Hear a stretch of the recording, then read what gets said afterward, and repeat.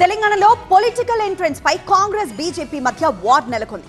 గుజరాత్ గడ్డ మీద బీజేపీపై సీఎం రేవంత్ నిప్పులు చెరిగారు. తెలంగాణలో ఎట్టి పరిస్థితుల్లో కమలం పార్టీ వికసించదన్నారు.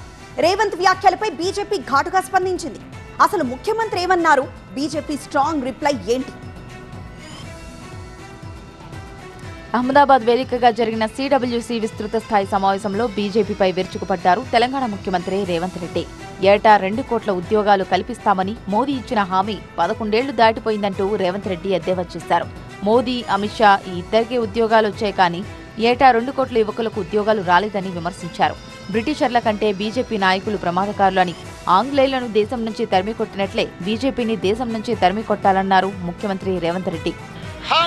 భారతీయ జనతా పార్టీకు ఏ రాజు, ఎవరా అమ్మాయి? ఇది మ్యారేజ్ ఇన్విటేషన్ కాదు, నేను కొత్త బిజినెస్ స్టార్ట్ చేస్తున్నాను. కానీ ఎలా? బాస్ వాలా बी द बॉस। तेलंगाना में कदम रखने नहीं देंगे। भारतीय जनता पार्टी को हम रोकेंगे। तेलंगाना में हर किस उन लोगों को माफ नहीं करने वाले हैं। సీఎం రేవంత్ వ్యాఖ్యలను తీవ్రంగా తప్పుపట్టారు కేంద్ర మంత్రి బండి సంజయ్. కరోనా కంటే ప్రమాదకారి కాంగ్రెస్ పార్టీ అంటూ విమర్శించారు. తెలంగాణలో బీజేపీని అడ్డుకుంటామని రేవంత్ రెడ్డి పగటి కలలు కంటున్నారని కౌంటర్ ఇచ్చారు.